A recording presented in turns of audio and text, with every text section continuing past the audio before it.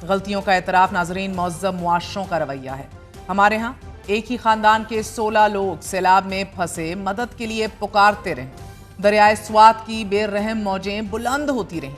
दरिया के बीच में एक टीले पर खड़ी ये 16 जाने हर लम्हे खुद को मौत के करीब जाता देखती रहीं। ये ख़ानदान ज़िंदगी के बचाव के लिए फरियादें करता रहा। इन 16 लोगों में 5 बच्चे भी शामिल थे। वालिदैन बच्चों की हिफाजत के लिए अपनी जान खतरे में डालने को भी तैयार थे, मगर दरिया की बुलंद होती लहरों में मुतासरा अफराद की सदाएं गुम होती चली गईं। पांव से ज़मीन सुरकने लगी और फिर एक एक करके 16 लोग दरिया की खूनी लहरों की नज़र हो गए। होटल इंतज़ामिया, दरिया के किनारे खड़े आम शहरी फ़ोन कॉल्स और वीडियोस के जरिए हुकूमत से मदद की अपील करते रहे, मगर हादसे को सानहा बनने से रोकने के लिए कोई भी बरवक्त ना पहुंच सका।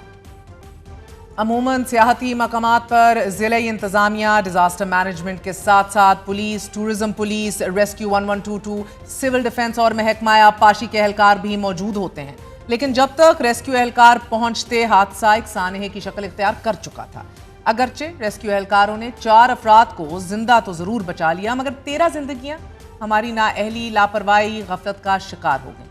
लेकिन इस गफलत और कोताही के बावजूद सूबाई हुकूमत गलती तस्लीम करने की बजाय बड़ी ढिठाई से ये कह रही है कि और भी काम थे। क्या वहां तंबू लगा लिए जाते?